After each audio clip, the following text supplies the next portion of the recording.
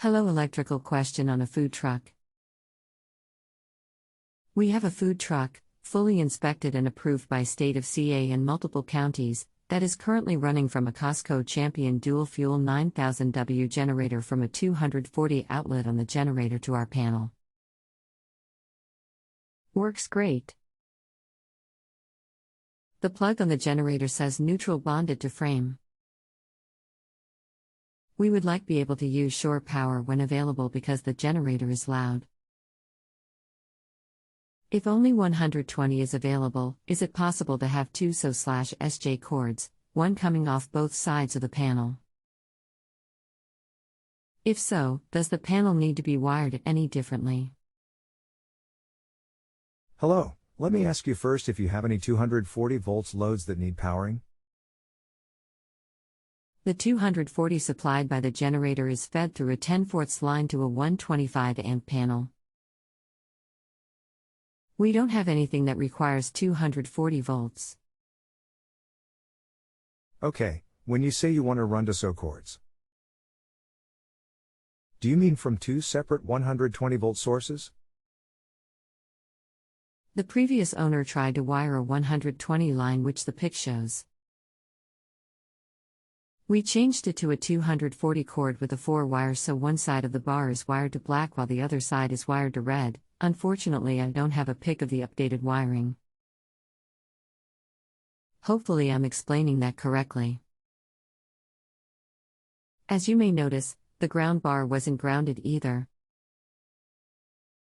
We grounded it to the frame with 8-AUG wire. So that is what you would like to go back to with the 120 volt source? I'm sorry, I just reread your question. We are fine with running the generator except if there is shore power available, because the generator is so loud. If the only shore power is 120, can we run that directly to one side of the panel? Are you talking about unwiring the generator cable providing 240 and wiring in the shore power when available, like in the picture you posted? That would be fine. Okay. So we've actually tried that, but as soon as we plug it into a shore power plug, it immediately trips the XC.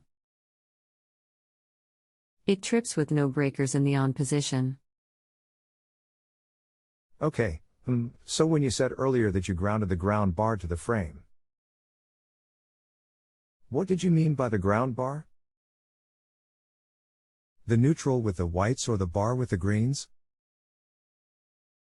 On the right side of the panel, the bar with green ground wires connected to it, we connected to 8-AUG copper wire directly to the frame of the truck. The bar with the green wires attached to it. Okay, well, that shouldn't be a problem. Does the neutral white bar need to be grounded to the frame too? I noticed on the generator, where we plugged the 240 line into, it says neutral grounded to frame. I assume they grounded the neutral side to the frame of the generator. GFCIs will trip if the neutral is touching or bounded to any grounded metal or grounding wire. You could check with an ohm meter to see if any green grounds have continuity with any white wires. Do you have a multimeter? Bounded equals bonded. I don't have a multimeter, but we'll get one. How will I attach it to see if there is a reading? With incoming power off, first check the main neutral bar to the main grounding bar. You should get a reading of OL, for overload, or a nil reading, dash. If you get anything else, you have an issue somewhere. You should take off the green wires one by one until it goes away and you get OL or nil again. Then the last one to be taken off that clears the problem is the circuit that must be investigated to find where the bond is and clear it. To do this test, the multimeter should be set to ohms, which will usually be represented by a Greek omega symbol. Set it to the highest range. Okay. That makes sense. But to clarify, the key trips even with all breakers in the off position. This will happen when the power is plugged in if there is a bonding issue. Why wouldn't it be happening when we use the generator?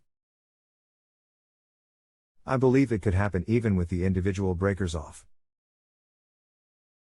I have seen that kind of thing before with GFCIs. The generator is likely not on a 240-volt GFCI breaker or receptacle. Okay. Thanks. I'll give it a shot. Thanks for your help. You're welcome. Be sure and come back and let me know how it goes, whether you need more help or not. I'd love to get closure. Hey there, I connected an ohm meter to the neutral and green bar and received a reading of 0.000. Is that the same reading as when the leads aren't touching anything? It reads O when the leads aren't touching anything. When the leads are touching each other, it reads 0.000. Okay, so it is as I thought. The neutral and ground are bonded somewhere in the system, which trips the GFCI. You will need to take each ground off one at a time, testing between main ground and neutral after each removal. Okay. So once I remove the ground at issue, the ohm meter will read O. It should. The only way I got an O reading was by taking every wire off and removing the bar from the panel itself. I was even getting 0.000 when the bar was attached to the panel. As soon as any green wire or the wire connected to the frame of the truck was touching the bar, the reading would change to 0.000. Is the neutral bar bonded to the panel box? I didn't see that in the picture, but you said it was changed. No, it doesn't appear that the neutral bar is bonded to the panel. Strange. I have to drive home from work now. We can pick this up in about an hour. I'm at a stoplight, had a thought. Try taking the incoming wires off the neutral and ground bars and then test the neutral and ground bars. I'm talking about the main neutral and the main ground. Okay. So I removed all green and all white. I put them back on their respective bar, one circuit at a time. After each, I tested with ohm meter. I found two that came up 0.000 instead of O and have removed them for the time being. The bars now read O. I hooked up the 120 power cord to the panel and plugged into an outlet. The outlet GFCI didn't trip, yes. But after turning on the breakers, there isn't any power going to the outlet/appliances. Strange. I confirmed the plug from the wall has power, and I confirmed that the connections on the plug for the truck panel were wired correctly. I would think that the two you left off would be the ones powering that stuff.